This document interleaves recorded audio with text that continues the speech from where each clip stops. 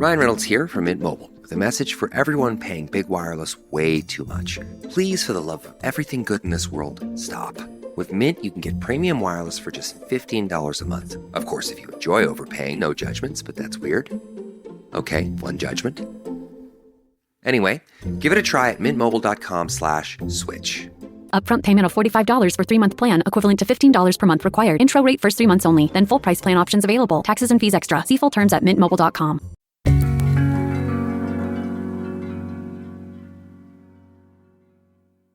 The world is a brutish and scary place, and the search for meaning and purpose can be very dispiriting sometimes. And if you have a connection with another human being and it is not hurting anyone, then I don't see why, because of some kind of made-up rule, that you should cut them out of your life. And I don't intend on doing that. From the Boston Globe and PRX, this is Love Letters. I'm Meredith Goldstein.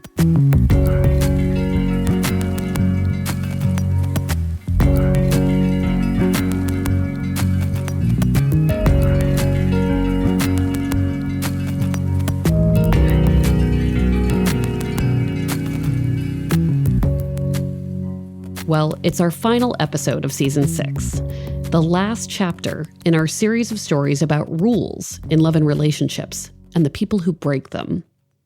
Today, it's our turn to break the rules. We're going to veer from our usual format and tell this story with a little help from some friends. Jessie Baker is the host of a podcast called This Is Dating. She and her team set up real people on real dates and record them. Listeners then get to follow along through every awkward, nervy, cringy, hopeful moment. Jessie's goal is to make good matches, and in doing so, give people a window into what dating is truly like in 2022. For this episode of Love Letters, we're partnering with Jessie and her production crew at Magnificent Noise to bring you the story of one of those daters. His name is Manny.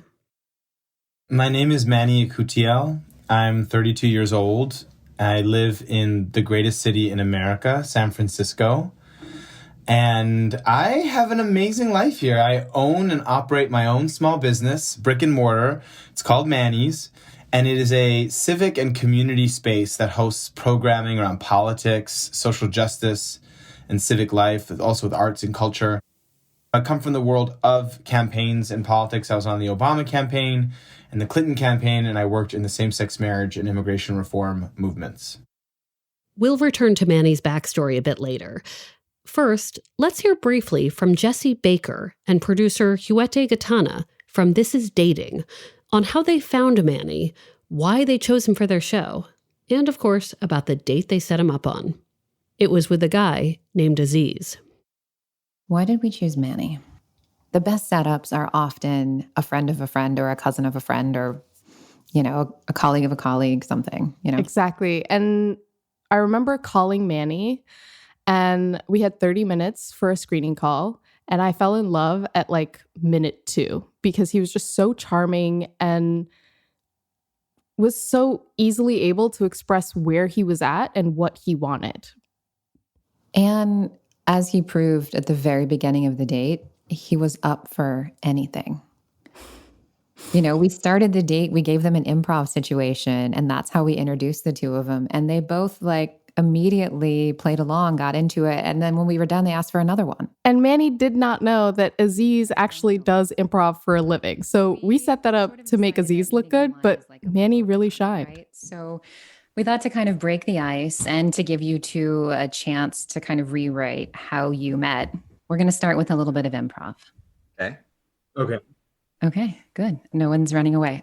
So we're going to give you a situation, and it's your job to kind of go with it. Great. Okay. Aziz, you're at your nephew's high school graduation, and it's crazy loud. Your whole big extended family's out there, and they are throwing a big party. There's music, there's food. It's awesome. But Manny lives next door and it's too loud for him. And it's always too loud. And every weekend you guys are doing something in the backyard and he is fucking over it. So he comes to the door. You got your whole family you're trying to process in the backyard. And here's Manny knocking.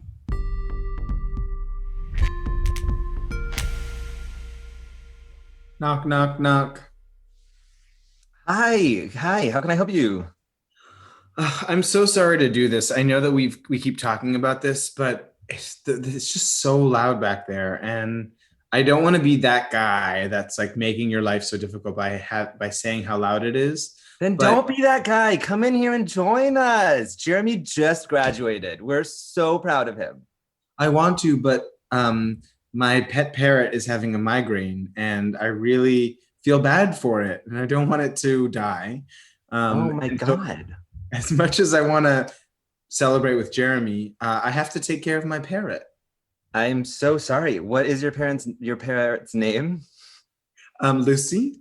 Lucy. It sounds like what Lucy needs is some quiet. Is that right? Because we actually have a soundproof scream room in Jeremy's apartment. If maybe you want to put Lucy there and then you can come hang out with us. It's not a bad idea at all. I could definitely do that. Well, maybe we try that, and if it doesn't help, maybe we could just turn it down just a little bit. You know what? I'm going to tell my family to calm it down regardless, because they can get a little hyphy, and I feel like they, if not you and Lucy, there's probably some other neighbor that's not saying something. So I'm going to ask them to turn it down a little bit, but I think you should join us, and maybe yeah, that sounds good. Yeah, I mean, it sounds like fun. And So there's some good comedic chemistry between Aziz and Manny. As their date goes on, they're both pretty open and relaxed with each other. Here's Aziz asking Manny a question. What are you afraid of? I'm afraid of getting to a point where I'm no longer desirable and I haven't found a partner yet.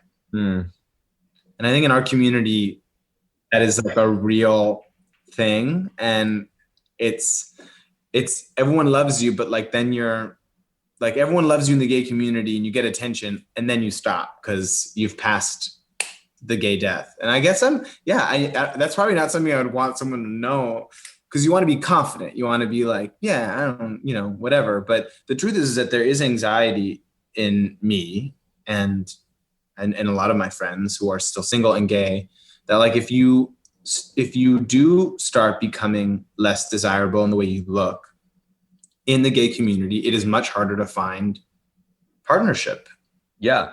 I mean, I think everyone struggles with that. And that is like our version of the biological clock. Yeah. Yeah, I think admitting your like needs and fears is kind of sexy also. I feel that. Unfortunately, Manny and Aziz did not progress beyond that first date. However charming it may have seemed, there was not enough of a spark. But Jesse and Huete say they're still determined to find Manny a good match. They're not done trying to help him. We need more Manny in our life. We want to figure out how to keep him around because he is so much fun.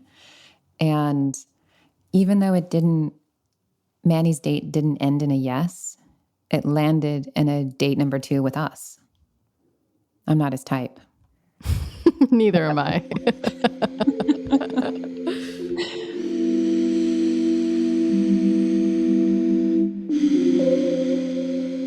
Now it's our turn to dive more deeply into Manny's story. Because Manny's romantic life has had many chapters leading up to that date with Aziz, including one chapter that happens to fit with this season's rule-breaking theme pretty well. To understand why, we first need to rewind back to 1990s Los Angeles.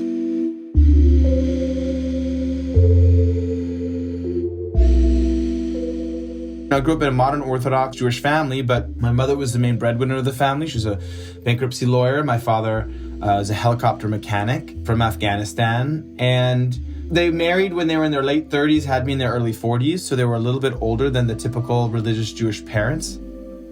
If I asked you to sort of characterize your early romantic life, when did it all begin? My early connection to romance elicited a lot of fear because I was romantically interested in the wrong kind of people. Being a yeshiva boy and having crushes on other yeshiva boys is not a safe thing to have happen. And I remember going to Jew camp in the summer, sleepaway camp, and thinking, oh no, this is going to be a problem.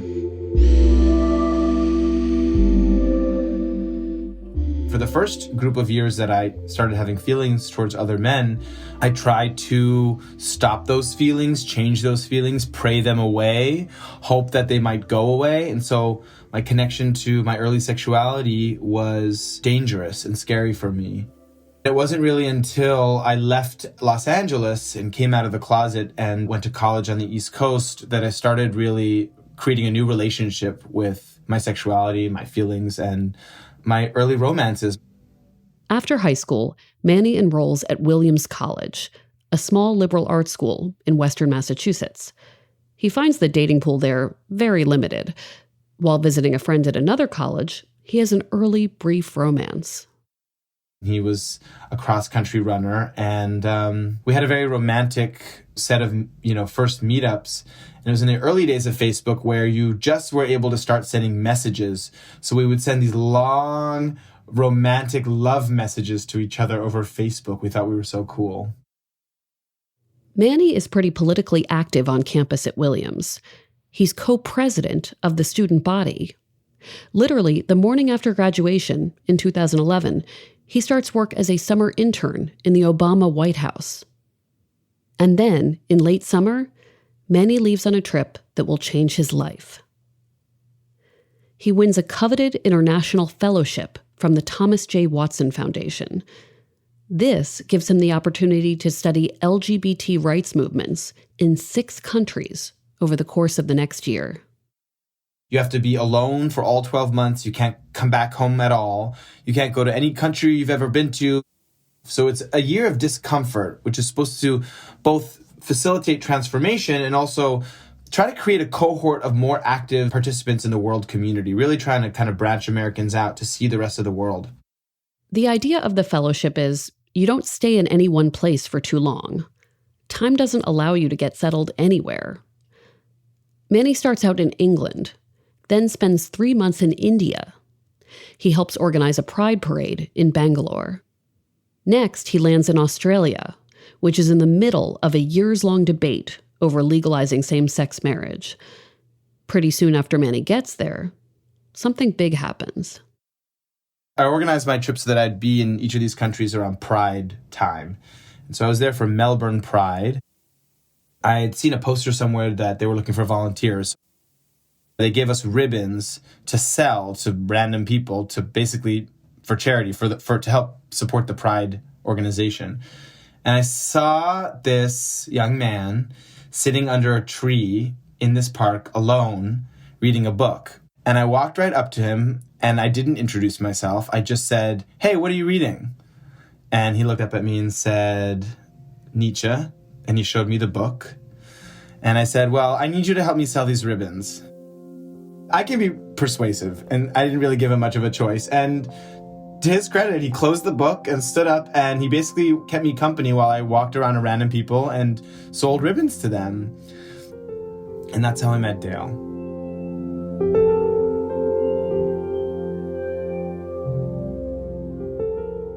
Manny is pretty smitten with Dale, right from the start. Dale is a bit thin, brown hair, beautiful eyes. He has kind of like olive features, my height, kind of 5'10", 5'11". Erudite, very beautiful, very, very intelligent, has big lips. But Manny tells himself, don't be so easy. Don't let Dale see how gaga you are. And then I was like, well, it was nice meeting you, and I walked away. And he walked away. And I was like, Manny, don't give him your number, don't turn around, stay strong. And I kept walking, and then I looked back, and I saw that he looked back. And then he turned around and started walking back towards me. And then I turned around and started walking back towards him. And then he said, "Can I get your number?" I said, "Sure." I'm trying not to faint I'm trying not to swoon. Okay, so he did the thing, he got your number.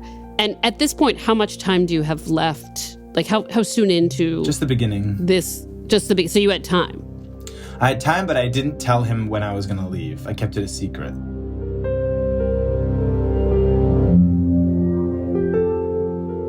Manny and Dale fall pretty hard for each other. I'd never felt this strongly about another man ever. And I just remember crying a lot Like a lot. And I don't even know why I cried so much. It felt like my heart had exited my body and was in my hands, and he was like squeezing it really hard. And it felt so strange to have my heart outside my body in this stranger's possession. They go to concerts together. They visit Dale's hometown outside of Melbourne. They rent a little blue car and drive to the capital, Canberra, to watch Question Time in the Australian Parliament. It is all very romantic and beautiful. But for Manny, it's tinged with sadness because he knows he has to leave Australia soon. And Dale, remember, does not know this. He knew that I had to go at some point, but I didn't tell him when until I think maybe a couple of days before, because I didn't want him to basically not invest in me out of fear of hurting himself. I mean, it seems like the timeline led to the intensity, too, of also what you were feeling, right? The better it got, the more fraught it might have become, knowing you were, knowing there was a clock, ticking. I didn't want to fuck it up. And then also it was hard to parse out my feelings. Like, how much of this is the kind of romance of, wow, I met someone, but I'm leaving, so we got to get it in. And I also couldn't force it because he didn't know when I was leaving. So I kept wanting to see him more and more and more, but I didn't want to seem too overeager. And I didn't know because I'd never felt this way before, I didn't know what my feelings, what they meant. And so it was all very confusing to me. Toward the end of his time in Australia, Manny decides he must visit Uluru, this giant monolith way out in the middle of the Australian outback. So I rented a car and I put an ad on Gumtree, which is their version of Craigslist, because I needed people to share the gas and share the car with me. And I found 3 random people, one of whom didn't even speak English. He was an Italian man with curly hair that spoke not one word of English. And I picked up these 3 strangers and we drove for 2.5 weeks through the outback. I shaved my head, and all I could think about the whole trip was Dale. And finally, it became so overbearing that in this town called Cooper Pedy, I think it was, in the middle of nowhere, an opal mining town, I had to find a payphone to call him just so that I could hear his voice. And I called him, and I was crying, of course, and I put the payphone down, and I cried in that payphone booth in the middle of the outback with no hair, and I was like, this is real. This is a real feeling.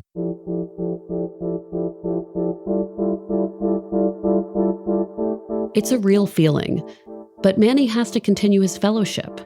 It's time for the next destination, China. The night before Manny departs Australia, Dale gives him a framed photograph of the two of them. It shows them kissing under an umbrella at Mardi Gras in Sydney. They hadn't really talked about what was going to happen next, whether they would stay in touch or whether this 3-month love affair would stand on its own, like a dream. When Manny leaves, he's a total wreck. And I remember arriving in Beijing, and it was smoggy and dirty and gross, and I got into this random apartment in the middle of this giant city, and I just sat on the edge of my friend's bed and held this frame and cried for a long time. And then just kept going. I thought I'd probably never see or talk to Dale again. Little did he know. Manny's story continues after this short break.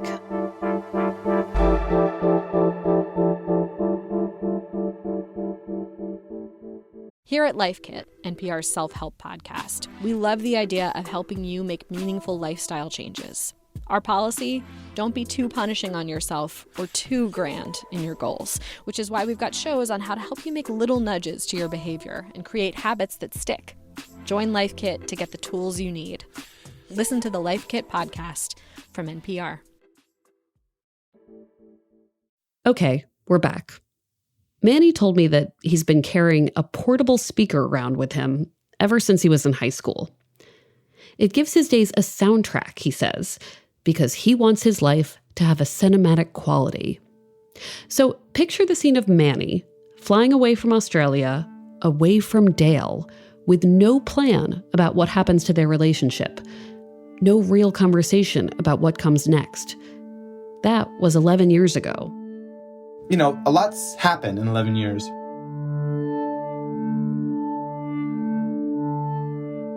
What I remember is there was a period in the beginning where we didn't talk for a while.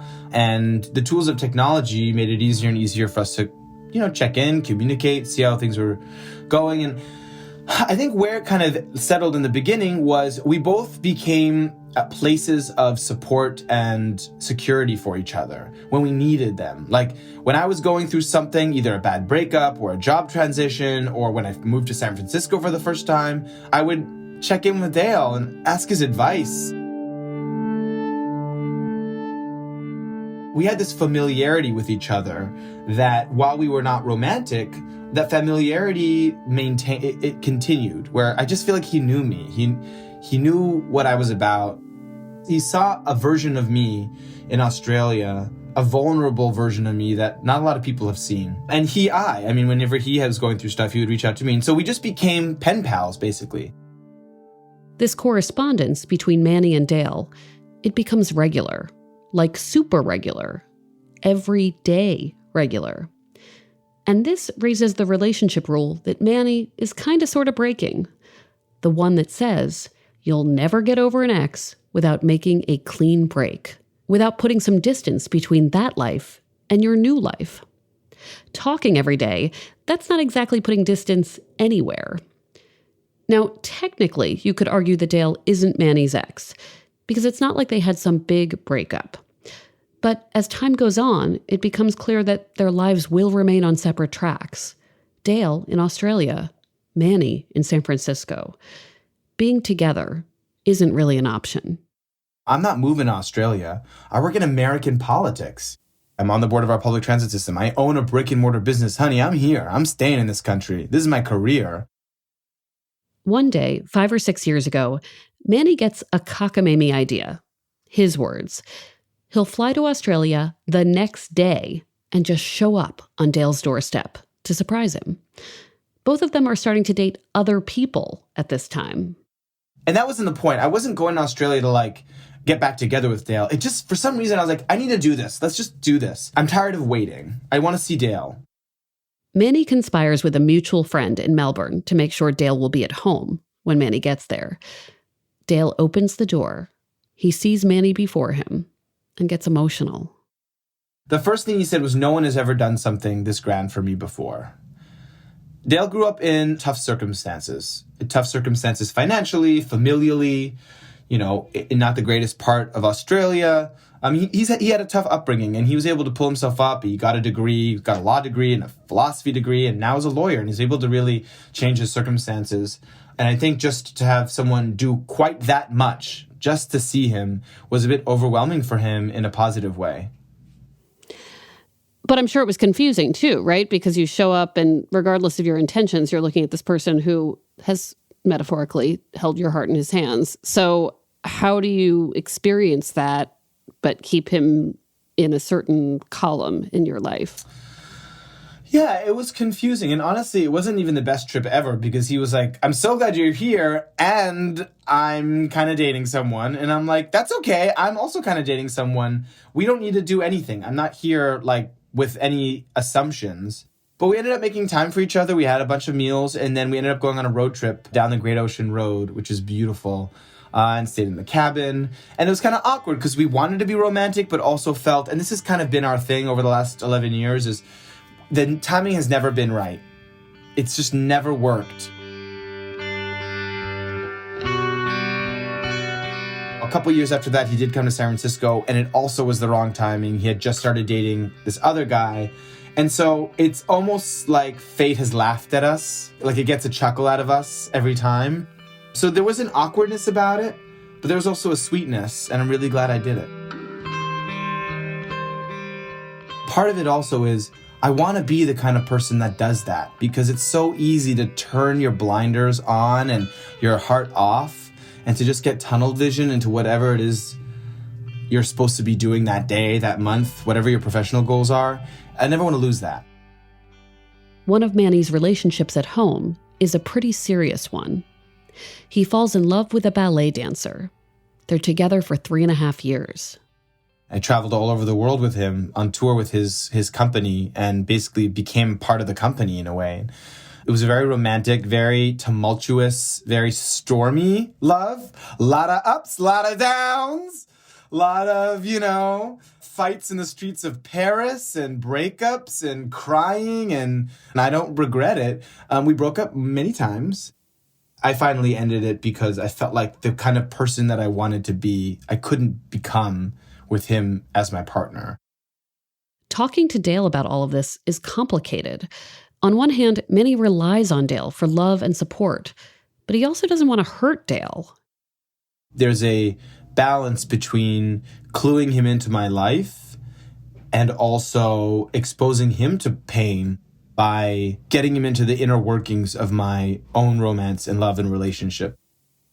So we did a whole episode, the first season, I think, of this podcast about whether people should talk to exes and sort of what it does to you and what it might prevent you from doing or what it might hold you back from doing. And obviously, there are no universal rules. But I want to talk about how keeping him in your life has both helped and been a support system, but also maybe has been in a place where someone else might go. And that might not be true. So I'd love to get your take on that, sort of like how you've been able to keep in touch and maybe sort of break that rule and the ups and downs of that. It's a concern of mine. And there have been times where, because of that concern, I've cut off our communication to kind of keep moving. So I don't know the answer. I don't know if Dale is a crutch to me emotionally, and that I don't know if our connection's holding me back from finding love here, or if that isn't what it's doing and it's more innocuous. If really he's just a man in my life giving me love and support, and I him, and we're close friends, and it is a relationship of mutual support. I mean, there's a consistency. We really do talk almost every day, and we have for a very long time. I almost don't care at this point, because even if he's holding me back from finding love right now, having someone who's there for me pretty much whenever I need him to be is just so grounding. And he really believes in me. Like, he believes that I'm going to be able to do whatever I want to do. And that is awesome. At one point, Manny is talking to a behavioral scientist for a virtual event. And she tells him, look, it would be healthier if you just let go of this thing with Dale. And I said, I think it would be good if we take a break and stop talking for a little bit to see if things change for me. Like, if all of a sudden my heart feels more open, and if men start coming into my life and I can accept their love. I was kind of like, when you're not sure if you're like allergic to eggs or whatever, and you like take it out of your diet to see if like your eczema goes away. I took the eggs away for a little bit to see if like all of a sudden my heart was different.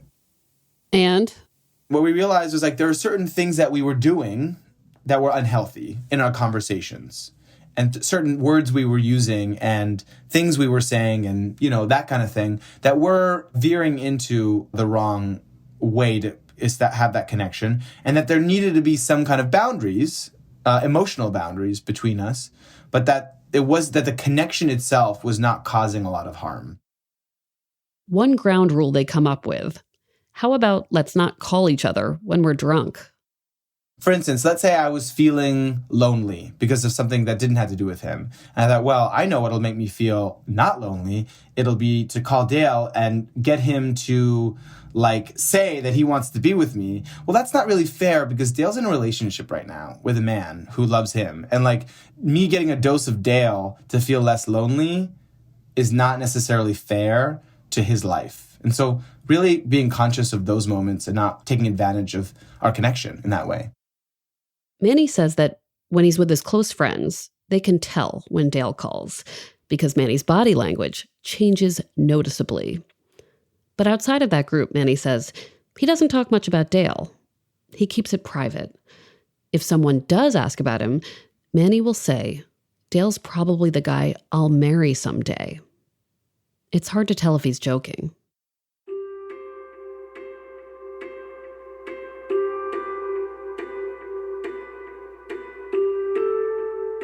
What does it mean to be done with someone? I'm not done with Dale. He's not done with me. The experience of being alive is a lonely one. And when you find a heart connection with someone and you don't have to give it up, I think it's a tragedy to do it. Not all exes are built alike. My relationship with Dale is without pain. I'm not lying at home, awake at night, feeling a deep sadness that Dale isn't here. I'm not having sex and wishing it was Dale. He does not withdraw from my lived experience. He only adds at this point. This summer, Manny and Dale have tentative plans to rendezvous in London. I was thinking yesterday, what's it going to be like when I see him again, Where will we meet up? What will it be like to see him again physically? So I think about him, but it's the same kind of daydreaming that we do about all sorts of things. Tomorrow is not guaranteed, and I don't know if I'll make it to July. But if I'm lucky enough to make it to July, and I'm lucky enough to be able to get on a plane, and he's lucky enough to get on a plane too, and we're there together, then at least my hope is that I'll be present and that I won't waste those moments thinking about what I've done or what I should do or where we should be. But ultimately, my perspective at this point on life is if we can just be as present as possible and just appreciate the time we have, then we'll have done it right. Thank you, Manny, so much for telling this story. It was my pleasure. Thank you very much for holding it.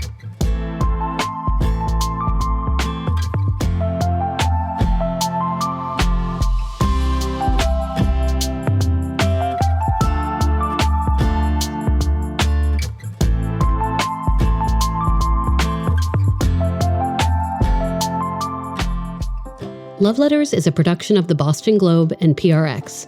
Today's episode was produced by Caitlin Harrop and Scott Hellman, with help from Jesse Baker and Huete Gatana. For more on their show, This Is Dating, visit thisisdatingpodcast.com. Ned Porter does our audio mixing, sound design, and mastering. Devin Smith does our audience engagement. Love Letters illustrations by Ashanti Davis. Check them out on the Love Letters Instagram. Special thanks to Brian McGrory and Linda Henry. Our music is from APM. And if you like the show, please leave us a review on Apple Podcasts. You can always send us a letter, we are an advice column, to loveletters@boston.com. We're online at loveletters.show. I'm a half Afghan, half Polish religious gay Jew. That's so many things. It's a lot of things. It's a lot of things. I'm just Jewish. That's all okay. I got. Well, listen, we'll take what we can get. That's okay. I accept you. Okay, thank you. I'm Meredith Goldstein. Thanks for listening.